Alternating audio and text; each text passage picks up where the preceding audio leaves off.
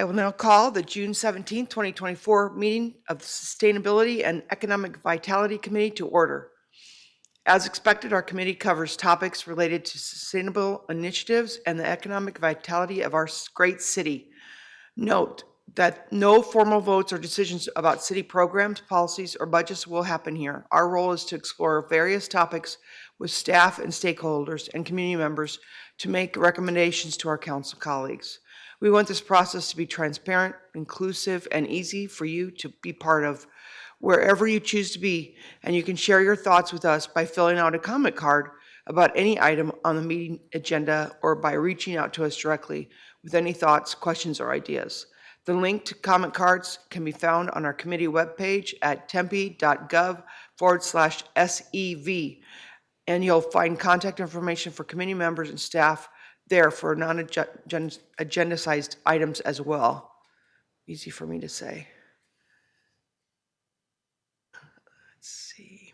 Thank you, Vice Mayor Adams. The next item on our agenda is item number 2, the review and approval of meeting minutes from the May meeting of the Sustainability and Economic Vitality Committee. If there are no objections, I move that we approve the minutes from the May 17th, 2024 meeting as written. I have no objections and second the motion, so the May 2024 minutes are unanimously approved. Public comments. Do we have any public comments? There are no. Thank you. There are no public comments today, Vice Mayor Adams. Thank you so much, Brooke. The next item on our agenda is item 3A. We are going to go down. Thank you, Brooke. The next item on our agenda is actually 4A, current items and updates, and we'll begin with item 4A1, a presentation on bicycling in Tempe and multimedia and interactive experience. Come on up. And we have ASU Associate Professor Deborah Salone is here with us today. Welcome. Thanks so much. You're welcome. I love bicycling. Thank you so much. So when you're ready to change slides, just let me know. Oh, because I can't do it right here. Okay. Just let me know and I'll do it. So, You'll need to speak into the microphone though because oh, we are. this direction. I see. So my name is Deborah Salon. A little closer to the microphone. Yep, there we go. Thank you so much. My name is Deborah Salon, and I'm on the faculty at ASU, along with a couple of my colleagues who are listed here. Huitam Jam is here as well, and Haley Weirs is here as well. Our other colleague who did this work with us, Thomas Czernowski, is not here today. But just so you know, well, maybe go to the next slide. So we were motivated by the idea that public dialogue about bicycling here and in lots of other places is sometimes contentious. And we thought maybe it was due to a lack of understanding between the people who were bicycling and the people who were not. Next slide, please. So we proposed to do a research project to create a research-based holistic picture of the experience of bicycling here in Tempe. Next slide. So what we did in this project was we did in-depth interviews with a diverse group of people who bicycle in town. Next slide. And this is a little chart that shows you the people, sort of the typology of the people that we interviewed. So you can see the green kind of squares are the places where we did interview people. The yellow squares are the places where we did not have anyone in our interview list in those categories, and the white are kind of duplicates, and the gray are categories that we thought weren't that vital to understand, like students above the age of 40 or parents above the age of 60. So you can see we got most of our squares are green: men, women, various age groups, students, parents, different levels of the casual, functional, and unrelenting are different levels of comfort with bicycling. So just wanted to show you that even though we actually only interviewed, I believe it was 17 people, it wasn't a lot of people, we did get a very diverse set of bicyclists. It wasn't like we were only interviewing young people or older people or people in spandex, or you know what I mean. So this is a diverse group. Next slide. So another thing we did was we created first-person bicycling video recordings in diverse locations around Tempe. And I think if you click on can you click on the video recordings? Yeah, so here's just an example one. I take Or more actually, road this all the way south. is not just an example Always one. in the sidewalk, not Maybe in the stop road. it for a second. I'll I've describe tried what it is. So what this is, and you don't want to watch the whole thing, it's 23 minutes. But what this is a set of first-person bicycling videos that are joined with the audio in the background is quotes from the interviews that we did, read by actors, so not read by the actual person. So you can't identify the people this way, but you can see, yeah, if you listen to it again. As experienced, including myself, we're all not as experienced as, the typical driver on the road. And so a lot of, especially on rural road, a lot of the drivers are reckless. The turns to get into like apartment complexes or restaurants or parking lots aren't necessarily the safest. And so because I feel that the driving conditions are unsafe, I also feel that the biking conditions are unsafe on those roads. I don't think we did a good job of the Broadway, in Broadway from east of College. Now we have the wall that has the artwork that mimics the Orange Grove.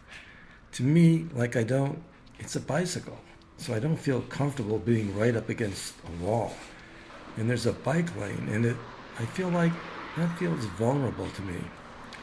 I bike on the north side of the wall, closer to the homes, and I don't understand why they did it that way. Okay, you can stop it now. So the whole video is available on the website that I will show you later. Can you go back to the presentation? And so you can listen to the entire 23 minutes, but we don't need to do that right now. So another thing we did is we did 24-hour weekday bicycle and scooter counts at 25 locations in the northern half of our city. And go to the next slide. And so this just gives you a little snapshot of what some of those bike counts look like. And so you can see we've got it divided into bicycles, scooters, and skateboards, because we have a lot of skateboards, right, especially right around ASU. And you can see that at different times of day, we have different, numbers of people coming through these different intersections or places where we captured them. You can. One thing that we were surprised at with this particular exercise was how many bicyclists, scooter riders, and skateboarders we saw at the Apache and Rural intersection. And so I just want to highlight that as a interesting, a little bit surprising finding, especially because it's right next to ASU and a lot of traffic there, but there isn't. There's bicycle infrastructure on Apache. But not on Rural, and it's an extremely busy vehicle intersection as well, and so it seemed like that might be a place to study a little bit more about how we can make that a little bit safer for all of these vulnerable road users that are using that intersection, at least based on our counting. And then what we did with all of this data and all of this, we created an immersive experience that we exhibited at ASU 4 times, or really 5 times this past spring. And we think and hope that it could be a new and maybe effective approach to do outreach about bicycling in cities. If you go to our website, you want to click on that as well? So we took all of the materials. You have to sign in. It is a Google site. You can't do it here. Okay, well, if you have a Google account, I guess you can sign in separately and see the website. But on the website, you'll see all of the materials that we displayed in our in-person events, which happened back in April of this year during Bike Month. And it includes the bicycle count maps that you just saw, the entire video you just saw, a few other videos, and some other things there. All right. Next one. So what did we find from all of this work? So we found basically that people who bike in Tempe do it because they like doing it. It's fun, and it makes them feel connected to their neighborhoods and neighbors. They also said that bicycling in Tempe can be quite convenient and cost-effective as a way of getting around town. But they said that sharing the road with cars can be scary in Tempe, even when there's a bike lane, and especially on arterial streets where the traffic is moving more quickly. And so we made, actually, my colleague Hui Tam here made this map, and sorry about the resolution being a little weird here, but this is the northern half, and the next slide is the southern half of this map, and the green areas, yeah, and so the green, somehow the legend isn't on here, but the green areas and the green streets are places where people in our interviews said they felt comfortable bicycling, and the red areas and the red streets are the places where people felt uncomfortable bicycling. And I don't know if Hui Tam, do you want to say anything more about this? I just want to say that the wider the streets appear, the more people mention them. The wider the streets appear on this map, it means the more people mentioned them in the interviews that we had. What do you mean by that? Like, so what these colors are based on the interviews that we did with bicyclists in town. And so if the street is wider on this map, it just means that more people that we interviewed mentioned that street was, for instance, this is rural, right? The big one in the middle that's very wide. So a lot of people mentioned challenges with bicycling on rural, and that rural was a big challenge for bicyclists. So that was very common. I would almost say almost every single person we interviewed mentioned this. And so that's why that looks really wide. Okay, thank you for the clarification. Some people also said, and I think this is true, that there are areas where the bicycling infrastructure network is not yet, anyway, well connected. And there was one key destination, which is Tempe Marketplace, that was mentioned multiple times, where people said, well, it's not bicycle friendly once you arrive. Even if you can get there with a nice bike lane, then what do you do when you get there? So we got a lot of specific suggestions for bicycling improvements, and so I'll just read them off, but they're on these slides. So add dedicated protected bike lanes separated from traffic with physical barriers on major streets, specifically often mentioned were Rural Road, University Drive, and Mill Avenue.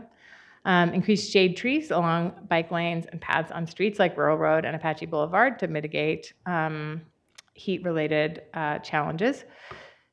Lower speed limits on roads like Rural Road and Broadway Road near the ASU campus. So maybe not everywhere, but just right where there's a lot of pedestrian and cyclist traffic. Prioritize pedestrian and cyclist safety over driver convenience. So put the bike lane, for instance, outside, like put the cars between the bicyclists and the moving vehicles, for instance, the parked cars, to help give the bicyclists a little bit of buffer. Next slide. Improve the bike lane connectivity across major intersections like Rural Road and University Drive, reducing bicyclist exposure to car traffic. Consider bike lanes on sidewalks separating cyclists from traffic, like the design on Hardy Drive. There was a lot of, I guess little ad-libbing on this. Some people said that, other people didn't like the design on Hardy Drive, so I think there's some difference of opinion depending on who you are, how much you like that particular design. Focus bicycle infrastructure near student apartment complexes along Broadway Road and around Tempe Marketplace. I think there are a lot of student apartment complexes along Broadway Road where there isn't great bicycling infrastructure. That's certainly true. And maintain smooth surfaces for bike lanes. There are a lot of bike lanes, and you'll see if you go watch that video that we have with the first person bicycling, you'll see that there's like a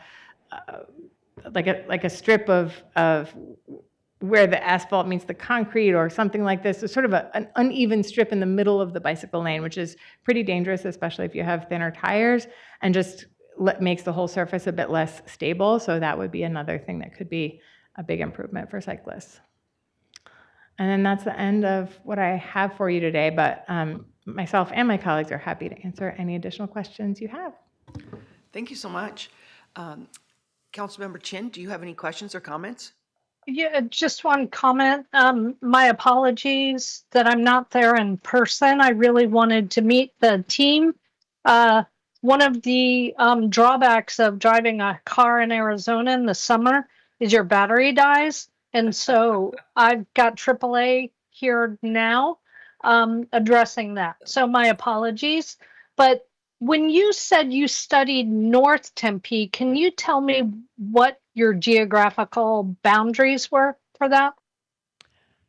I wouldn't say we only studied North Tempe, but that was just where most people who bicycle, I think, tend to bicycle in Tempe. So when we talked to people who bicycle in Tempe, they mostly talked about biking. I'd say from like the maps we drew and the places we did our counts were essentially from the Route 60 north to the lake.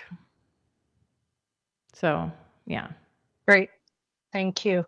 And these stats, can you send those to us via email also? Or the presentation? Yeah, I mean, this presentation, I think you have it, no? Yeah, you have this one.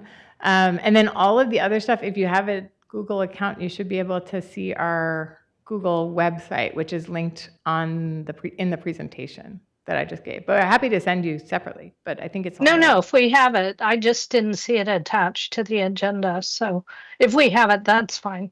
Thank you. Yeah, but feel other free to reach out. questions. Like if you're looking at the stuff and you have any questions, always feel free to reach out to us. Will do. Thank you. This is very informative. I really appreciate the presentation, and bicycling is very important to me. And I like to bicycle also, and I'm so glad you did this. So thank you so much, and hopefully everyone will stay safe out there, because I do feel like it's a little dangerous out there on the streets, as I've experienced firsthand. Yeah. Well, I guess one more thing I'll say is all the materials on our website, or we can share them with you separately, are available for your use. If you want to use them for any kind of public information about bicycling, once you review them, if you think that might be appropriate for whatever you're wanting to do, we are happy for you to use them. So I appreciate that. yeah. It's a Google website. So it's if you look in the presentation, where it says our website, there's a link, and we weren't able to access it because it's a Google site. But if you do just sign into a Google account, you should be able to access it.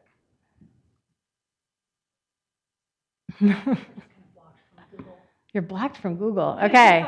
Well, yeah. That's Well, another issue. Yeah, that's another issue. You want to do a presentation on that? I mean, it's possible that we can get the website up on like a regular ASU website, but it turns out that's not super easy for us, which you'd think it would be, but it isn't. So so Kwaitam just like threw it up on the Google site thinking that would be easy, but it turns out it's harder for some people. I will make sure that the actual website is listed in the meeting minutes and then posted on our SEV committee website after this meeting. Okay, that'd be great, because I just want our residents to be able to see it also. Absolutely. So, very good. Well, thank you very much for the presentation. Thanks so much for inviting us. You bet, anytime. We'll now move on to item 4A2, an update on Tempe solid waste and landfill diversion programs. For this presentation, we welcome our own David Tavares, and I believe you have a friend here too, Ruben. So I don't know if Ruben's going to come up or just David, but hi, David. Good afternoon, everyone, and thank you for the opportunity to come and share with the committee an update of our diversion programs. I'm David Tavares. I'm the Deputy Director for Field Operations. With me today also is our acting and interim field manager for solid waste. Excellent. So I wanted him to come and experience it also. Yeah, that's great. Next slide. So just to touch on performance measure 4.04, sustainable growth and development performance measures. Implementing sustainable growth and development strategies to improve Tempe's environment, quality of life, and economic outcomes. Tempe strives to make long-term generational investments in technology, infrastructure, and public transit that creates a safe, clean, equitable, and healthy city. So our current goals right now are set at 25% for residential, 15% for commercial, and 20% for citywide. And the graph on the right-hand side depicts what all of solid waste has done. So 87% of the material that we collected goes to landfill. 13%, the green, is what's currently diverted. So our current numbers are at our residential rate at 22%, our commercial is approximately 6%, and overall right now our citywide is 13%. And I think this is important because when I talk about some of the other measures and the other things that we're collecting, that 13% is what we're focusing on right now, right? So that's our diverted piece, including recycling, green organics, and a bunch of other things. But that 13% is the most important piece that we want to talk about. Next. So I just want to talk about initially the municipal diversion challenges that we have as a city. So one of the first things we talk about is the confusion of materials.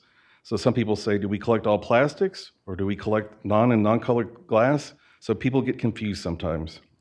The material recycling facilities, the infrastructure, it hasn't been updated and the equipment is outdated, but then they pass that cost on to the users. Of course, reduced markets for recycling. Some recycled materials can cost more to recycle than the raw materials. So these are like plastics 3 through 7, detergent bottles, shampoo bottles, thin films. And lastly, we talk about circular economy programs. Tempe has many of the circular economy programs in place that we do right now. So instead of moving from the linear economy, we want to move more towards a circular economy. So let's just touch on our commingled and green waste program. So this is that 13% we're talking about. This is what it's now divided into. 77% is commingled recycling, 20% is green waste, and 3% is other. And I'll touch on some of those as our other diversion programs are part of it. So we keep going back to that 13% is what that comes from. So our total commingled recycling program takes, for example, newspaper, corrugated cardboard, glass, and I have residue in quotations because I want to touch on that briefly, but also plastics 1 through 7 and metals, which is aluminum, steel, and tin. So this holds true right now currently to what the state recycles. So our state recycling is around 12%, we're at 13%. The commingled composition at our last fourth quarter audit we had with Waste Management shows somewhat similar, of 53% being cardboard, mixed paper being 14%, plastic being 48%, and steel, tin, aluminum at 3%. Now, our residue at our last audit was 8.1%. Here in this diagram right here, as you can see, overall for the last year, it was 13%. Now, 13% and 8.1% is a lot, right? Because this residue is the remaining after the material recycling facility has processed the acceptable items. So keeping the residue small increases our profitability on the other pieces. Next slide. Commingled recycling. So where we get our recycling primarily comes from our residents, commercial businesses, schools, City of Tempe buildings, and special events. So our residential service homes are around 36,000, where 44% is about curbside, and the other 56% is alley pickup. Our set-out rate for our recycling is about 67%. And our commercial accounts are around 1,300, which only about half of them recycle, okay? So I have a question about that. So what are we doing to reach out to the commercial to increase their recycling? So we currently we just piloted a retention coordinator to go to our businesses and talk to them and to get new business. What happened about 6 or 7 years ago was SB 1079, which made the commercial accounts and multifamily accounts be able to go with another provider, so they could go with an outside vendor. So that's really what hurt us many years ago, is we had all of our local businesses, and then when other companies came in and low bid us, right, then we lost all the business. So we're trying to now boost that piece of it, because if we can get them as a trash customer, but also get them as a recycle customer, then we're going to focus on those other 50% that we don't have right now. Okay, thank you. So for the last 10 months, this is what our diversion waste stream looks like. And I briefly just want to touch on blue recycling, which is the blue line. It's pretty consistent, 800 to 900 tons. Our green organics, which is the green line, the green bar, 100 to 400 tons. One thing I want to briefly touch on is the purple one. The purple one is our wastewater treatment sludge, which is around 300 to 800 tons a month. Also, scrap and the orange inert. And I briefly want to touch on the April 8 tons, because this is a new program we just started that we're looking at, both residential and commercial. Can you explain it to us? I have a slide in here about it. Thank you. Next slide. So here's an example of what our commercial recycling tonnage is. It's pretty consistent. So if we have the same customers, same amount of people, you should see that trend being about the same. And as you can see through the graph, it is. Next slide. Briefly want to talk about roll-offs. So the roll-offs are the ones down in the middle. You can see the different sizes, whether it's for inert, 25, 40-yard roll-off. Those are with the big trucks that come and pick it up, not a front loader, okay? For us, recycling is about 10 tons a month. Our green waste is based on really the time of the year. So it fluctuates depending upon when the growing season, the cooler, hotter, right? And then yellow is scrap metal. And that's also dependent upon what projects are going on at the same time. And then, of course, I mentioned the one in April, the 8 tons. Next slide. So briefly about our green waste program. This is one we have about a set out rate of about 39%.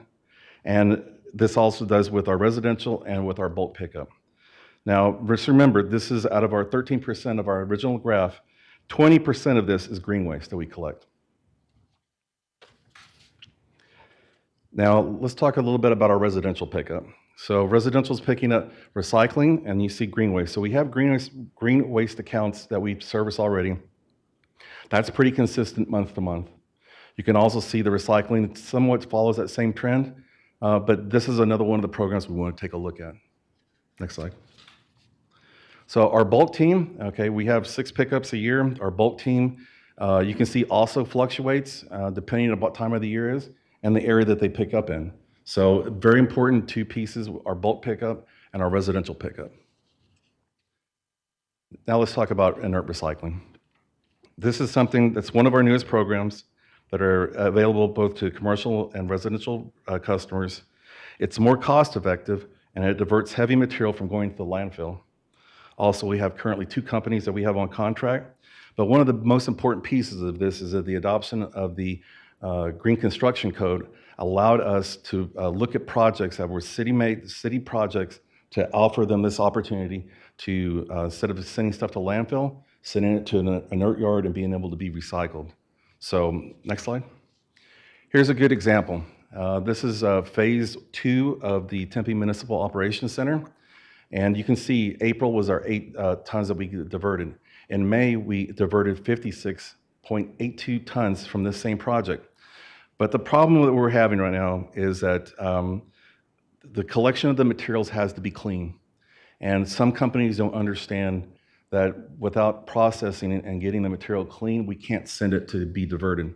So therefore, we'll pick up the material, we'll send it off to the recycling center that takes the concrete, per se, and they get the material there, and they say they can't take it because it has wood in it, or it has other trash in it, right? So, for example, if they would have done the same thing in May, which we diverted 9%, all right, 9% was the piece that was diverted.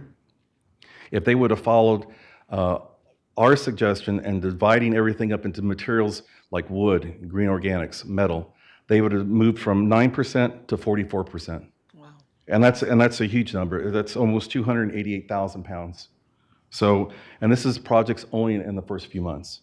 So this is one of the areas that we're looking at to go deeper into with construction companies and to divert this material instead of going to landfill. Do you have someone that's reaching out to the construction companies? That's us. So we're working with our engineers and our PM project managers to go out there and to get them on board. The last meeting we had with Hayden Construction and with Kitchell was that they were bringing in their trades to talk to them one-on-one, and we told them we would gladly go over there and do a presentation to them to show them exactly what they need to put in the containers, and they're labeled, right? So when I was there at TMOC last week, every one of those containers is labeled, so it's not that they don't know what goes in it, and it's both in English and Spanish. So it allows them to actually know what goes into what container. So we're trying to work with them more intensely, considering that this is phase 2. We're only a few months into it. We have another year construction. So we're working more closely with our engineering team and with the construction company. Okay, thank you. Yes. Next slide. So let's talk about the wastewater treatment sludge from the water treatment plants. The Johnny G. Martinez water treatment plant, South Water Treatment Plant. So the total tonnage of all the roll-off that we take for disposal, for diversion, 24% of that is sludge, right? And the sludge is aluminum sulfate. It's used in the flocculation of particles that are in raw water that are being processed to clean drinking water. And it's not the same as wastewater, which is a different organic material, different makeup. But if you talk and look at this number, it's finding a place to have this sent to for it to be able to be reused. So if, for example, this material was going to Maricopa to go to the landfill, it could be used for cover. But the problem is the travel from here to Maricopa makes it not feasible. But there is a potential use that we could do with, say, Salt River, right? Their landfill's awfully close to us, and be able to partner with them. So we're looking at other ways to be able to recycle it or reuse it. Also, it can be used for crops, but not for human consumption. So it's one of those things where we have to find and partner with somebody to be able to take it, because it has such a high aluminum concentrate inside of it. That's what makes it difficult for it to be recycled or reused. Okay? So next, there you go, thanks. The reason why I showed this graph is that you can see that's the roll-off tonnage, and you can clearly see that the sludge has approximately 24% of what we collect. And if we looked at that, it was like almost 8 million pounds of material. And that would really, really increase our diversion numbers for solid waste. So now I'm going to focus on those 3%. So we had the pie chart, and this little tiny sliver was 3%. These are all the other diversion programs that make up that 3%. Of course, you can see right off the bat, the household hazardous waste program is 54% of it. But we also talk about textiles being collected from Goodwill, from bins around the city. Electronics, these are the numbers from IT, so IT recycles those. Miscellaneous products, for example, the Sierra auction surplus numbers. And reuse is a combination of zero waste days, Stardust, building supplies, HHW reuse, bicycles, and last but not least, the food waste. So sustainability on a food waste composting pilot, and these are the numbers that we received from them. So just to briefly touch on our HHW program, it's 90% plus of recycle or reuse. Every year collecting, almost 200 tons of material, diverting it from going to landfill, the stormwater. But also one other thing I just want to point out is that less than 1% of the material goes to landfill from this program.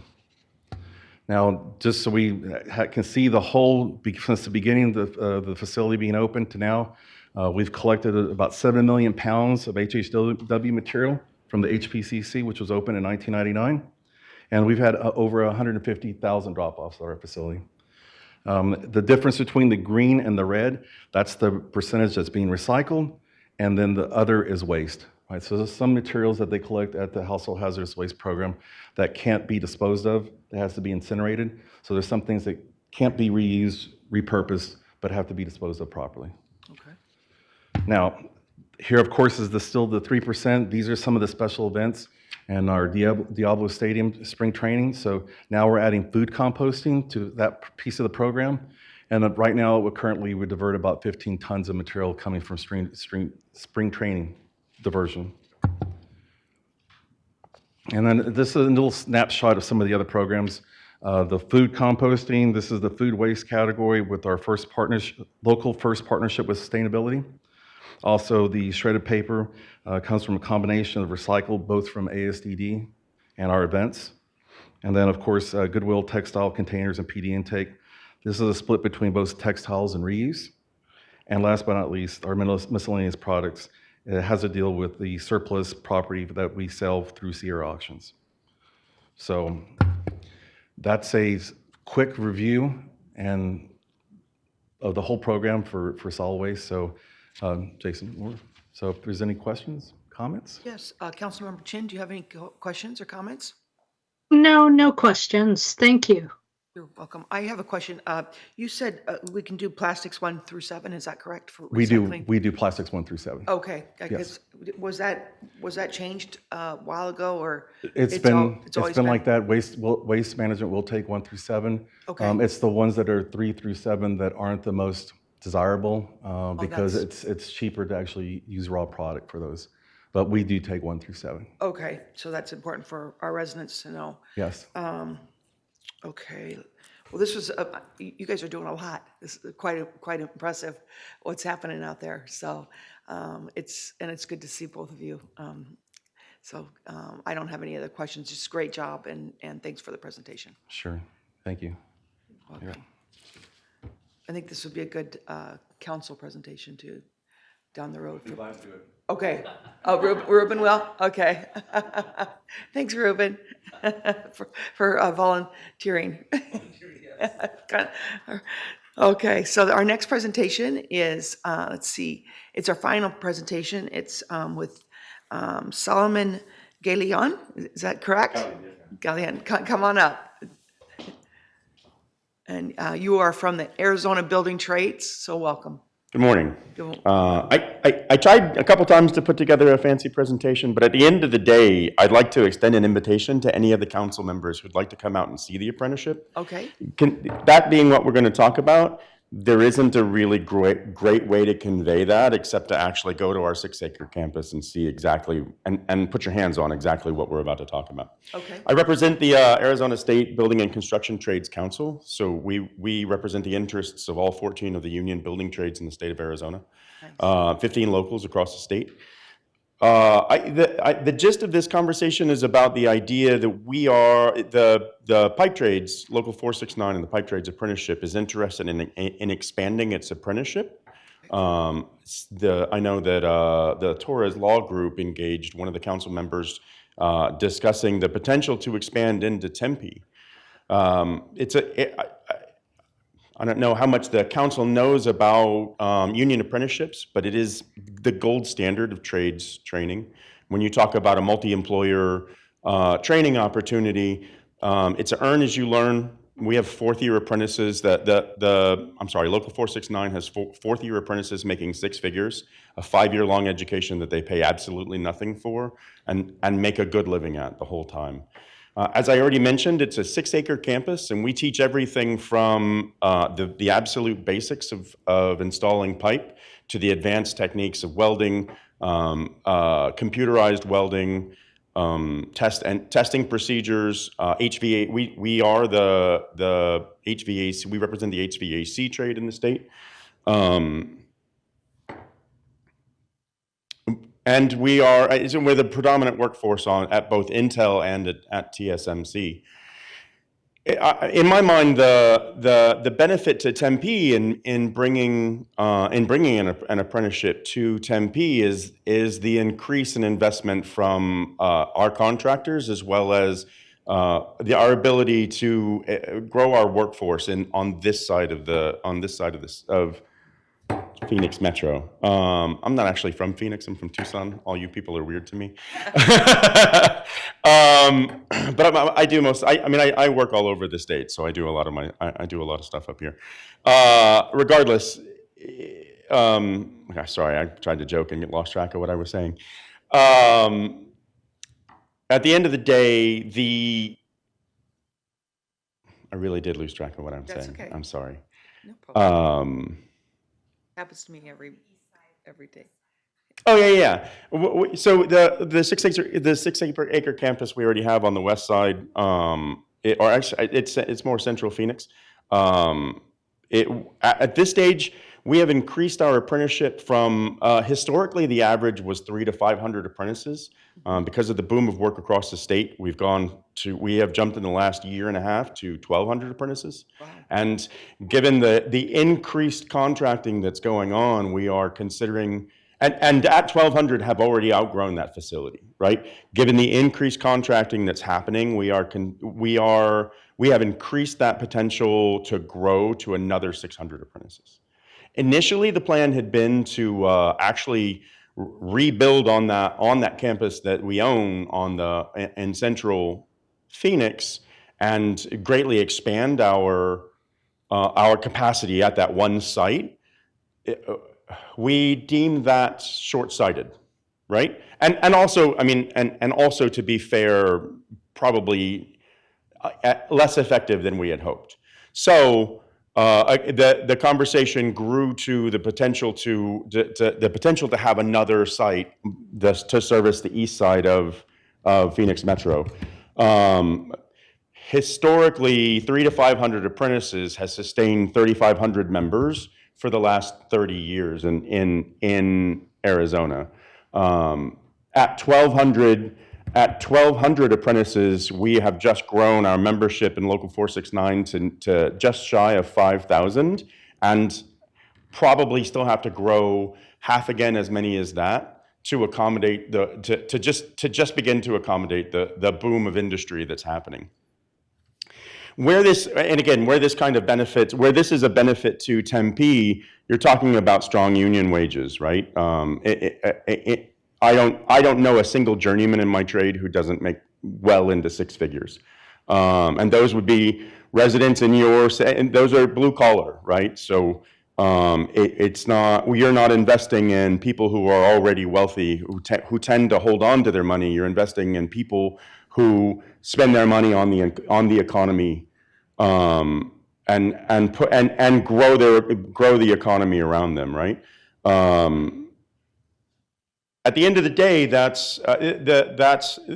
I feel that there's a really strong partnership. We have a need to be on this to grow on this side of the Phoenix Metro, and I feel like it would be a major contribution to the way that Tempe is already growing.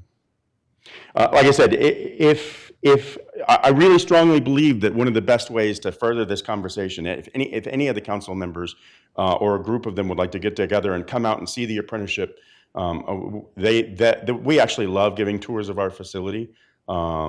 It really does genuinely open people's eyes and change the way they think about union trades. That's really all I have. Does anybody have any questions? I mean, I think it's a great idea to have something on the east side. And Tempe is, of course, the best place to be on the east side. So hopefully it would be in Tempe. And I will reach out to Councilmember Chin. Do you have any questions? Councilmember Chin. Maybe she's putting the battery in her car. No worries. Well, thank you very much. Thank you so much. Excellent Appreciate presentation it. and information. Thank you. Yes, let's get you guys over here. Okay, we're now going to move ahead to item 4B, new items for consideration. Item 4B1 is presentation proposal for future committee meetings. Councilmember Chin, do you have any updates you'd like to see at our next SEV committee? And okay, and I don't have any items at this time, so that's the last of our scheduled discussions today. So we'll move on to 4C announcements. Councilmember Chin, do you have any announcements? Okay, our next committee, council committee meeting is not yet scheduled, so please keep an eye on the Tempe City calendar for our next meeting. Thank you all for being here today, both virtually and in person, and with that, we are adjourned. Thank you very much, everybody.